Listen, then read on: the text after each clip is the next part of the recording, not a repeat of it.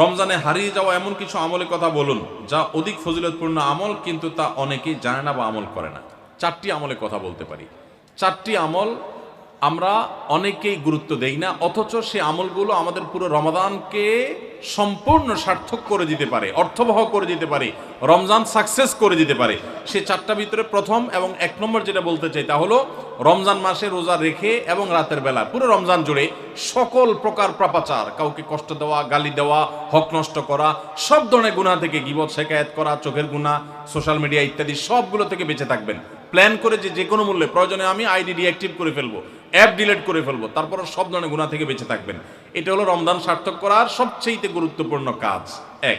2 নম্বর হলো রমজানে আমরা অনেকে কোরআন পড়ি কিন্তু কোরআন শোনাশুনি করি না। হাফেজরা করে অবশ্য।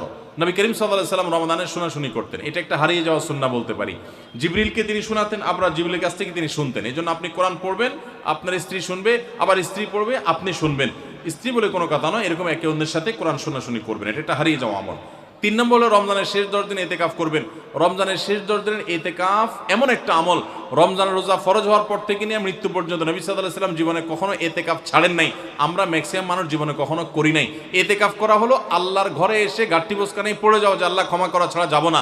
এতেকাফ করা যদি মসজিদে ঘুমায়াও থাকে, এতেকাফ করাটাই যেহেতু একটা স্বতন্ত্র ইবাদত, সো তার এতেকাফ করার মাধ্যমে লাইলাতুল কদর তিনি অটোমেটিক পাবেন ইনশাআল্লাহ। এই জন্য ইতিকাফের আমলটা আমাদের রমাদানকে সার্থক করে দিতে পারে, অথচ এটা হারিয়ে যাচ্ছে। আর 4 নম্বর এবং সর্বশেষ হলো রমজানের শেষ দশক হলো ইবাদতের দশক, আমলের দশক। আমরা প্রথম 2 দশকে যা পারি না পারি, শেষ দশক বেশি আমল করার চেষ্টা করব। অনেকে আমরা শহর থেকে গ্রামে যাওয়ার জন্য পরিকল্পনা করতে করতে 4-5 দিন চলে যায়। অনেকে কেনাকাটার জন্য 4-5 দিন ব্যয় করে ফেলি। ঈদের প্রস্তুতির জন্য আমাদের শেষের দিনগুলো নষ্ট হয়ে যায়। এগুলো না করে আল্লাহর ওয়াস্তে শেষ দশককে ইবাদতের জন্য রিজার্ভ করে ফেলি, গোটা ফ্যামিলি সহ ইবাদত বন্দেগী করি, রমজানটাকে আমরা উপভোগ করতে পারবো ইনশাআল্লাহ। এটা আমাদের জন্য তৃপ্তির রমাদান হবে। আল্লাহ আমাদেরকে তৌফিক দান করুন। তাহলে 4টি আমলের কথা বলেছি, সকল প্রকার গুনাহ থেকে বেঁচে থাকা, কোরআন শোনাশুনি করা, ইতিকাফ করা এবং রমজানের শেষ দশকে বিশেষভাবে ইবাদতের পরে যত্নশীল হওয়া, শেষ দশকে সকল ব্যস্ততা কমায় দেওয়া। এই 4টি জিনিস আমাদের রমাদানকে সার্থক করতে পারে ইনশাআল্লাহ তাআলা।